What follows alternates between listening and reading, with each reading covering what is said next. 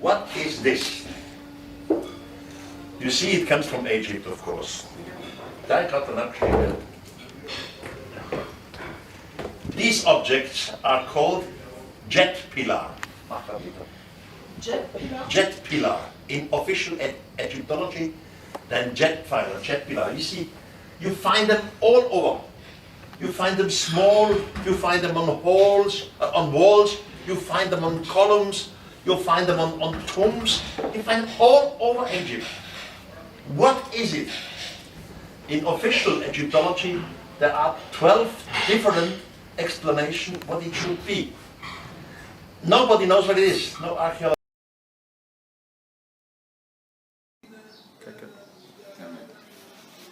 Okay, well, we're here today to do our first Djed experiment. We're actually, it's our own raising of the Djed.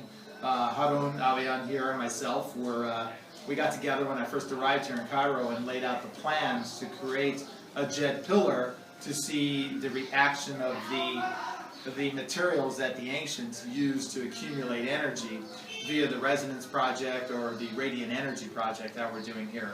So what we have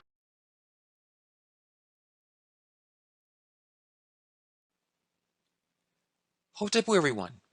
Today I'm going to decode for you the true meaning of this energy called Osar and of this ceremony, the famous raising of the Djed column. Now this decoding may be surprising to many people because it's going to have you look at these images from a different point of view than you may be used to. Basically, Osar here means these 5 things, meaning if ever you see his name in any text, if you replace his name with these 5 phrases, the text will become revealed to you. It will decode itself to you. So Osar means your good DNA, your divine DNA. He is that part of your DNA, your family ancestral lineage, that has all the good traits, the nobility, the virtue, the honesty, the integrity, the spirituality, the humanitarianism, the community support energies, all the good in your DNA from back to the beginning of your lineage back in Africa is recorded by Osar. No archaeology. They say it's wat is een ehrenvorm? Een ere? George, is a stalk of wheat. A stalk of wheat. Wheat. Een ehrenvorm. It's a symbol of the god Ptah. It's whatever. But no one knows what it is. I even read in one textbook, it's a penis. I wouldn't have such a penis there. Oh my God. So no one what it is. I think it is cargo code. The old Egyptians saw something technologically, they could not understand what it was, and they copied it. It was an object from the god, Mavita, and I can nearly prove this. Look, we are here in Abydos. All the Egyptian temples are mostly on the Nile. Of course, Abydos is on the Nile. This temple was constructed by Sethos I. Sethos I is more or less 1300 BC. And when you are as tourists in Egypt, I recommend you visit Abydos. Abydos is one of the temples where you still have all the old cowlers perfectly. You are not allowed to touch it, but you see them perfectly. Now inside here, we have the goddess Isis giving to the pharaoh a Djed pillar. So the object must have been something important, otherwise it would have not been a god giving it to the human, to the pharaoh. And as you see, this Djed pillar is even bigger than the humans and the gods here. What is a Djed pillar?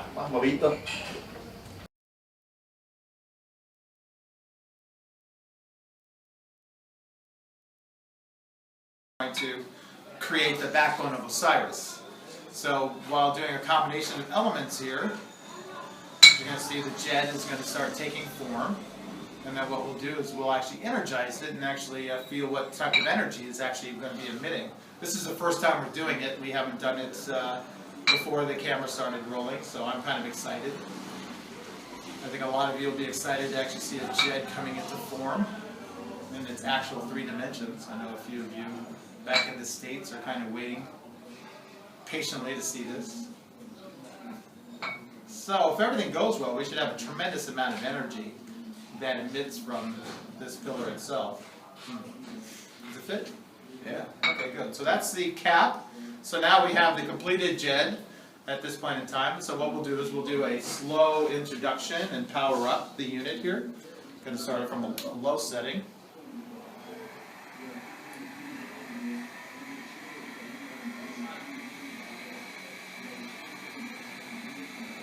Yeah, it's already very strong. I'm very close to it. So it's a very powerful field it is emitting. Okay, so we're up to optimum energy.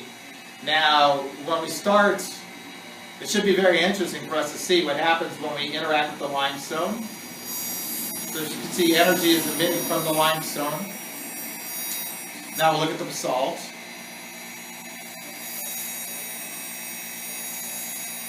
Okay, we'll look at the granite. So the granites are working as an absorber.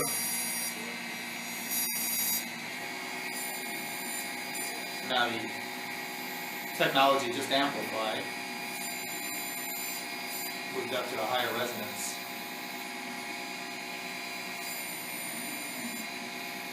Feel the energy from it though? Yeah, nice and sound.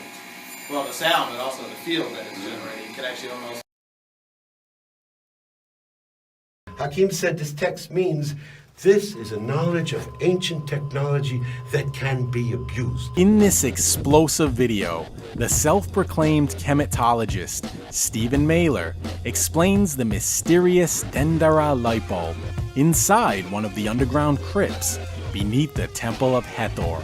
We are traveling inside the temple and entering the crypt where Stephen Mailer will provide an interpretation according to what he calls the indigenous wisdom tradition of ancient Egypt. Does this crypt conceal knowledge of an ancient technology that could be misused? Could the reliefs we see depicted here really be the origin of the myth of Atlantis? And are we actually looking at giants or something else?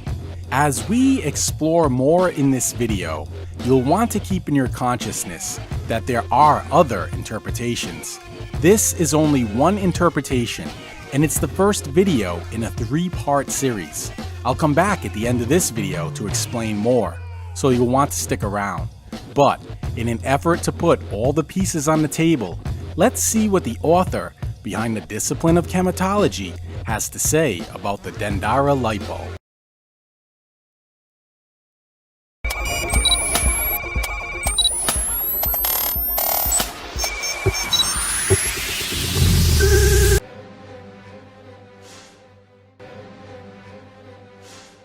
For years. Are these light bulbs? Is it symbolic? It doesn't have to be either or. It's both. But what Hakim would say, this is just Hakim's definition, people can take it for what they will. This is an understanding. These people represent the ancient Commissions. They're giants, whether actual physical giants or giants of being, both.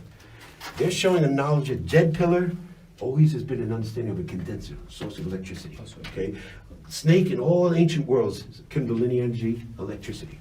So people say it's symbolic, we say it's actual. They actually had, and it is not wireless electricity like the Great Pyramid is free energy without wires. Look, it's connected.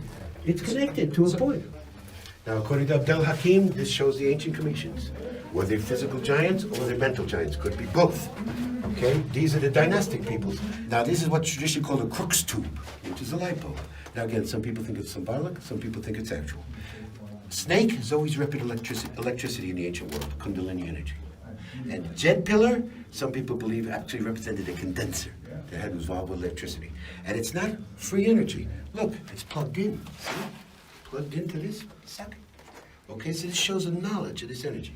These are light bulbs. Some people think it's just symbolic. We don't say either or. It could be both, okay? Kundalini snake is always representing Kundalini energy or electricity. There's the Djed pillar holding it up. Djed pillars are also considered condensers involved with electricity. So, but it's not wireless electricity. See, it's plugged in. Plugged in. So this is, we say they had a knowledge of electricity. And again, the lower registers, you see just fine detail. Because Susan will say this to you, what you're looking at, this is limestone, this is sandstone. So what you have, this came from two different temples. This limestone is much, much older because of fine relief, but look how they seamlessly put it together. So it looks like a complete scene. Yep. Sandstone, limestone. And look at, here's the seam. You can follow the seam. And you guys can zoom in on this, you get incredible detail. This is limestone, this is sandstone. This is two different temples fused together. This is much older than this. But look how they fused it. Here's your seam line. Perfectly fused, it looks like it's one seam. Most people don't know that this is two different types of stone. Susan saw it immediately, of course. And Hakeem pointed me out years ago. Limestone, sandstone. Very interesting.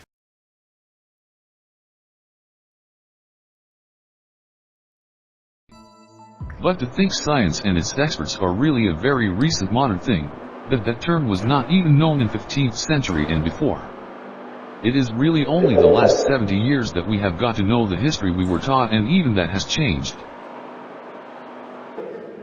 Others believe that this was part of a energy generator, that the pyramids here were energy generating structures or vibrational structures, and not built as the tombs of egotistical rulers. Now this is the box, so-called sarcophagus, made out of a rose granite, and it didn't fit or drop down on top. The lid didn't drop on top of the box, it actually slid into place.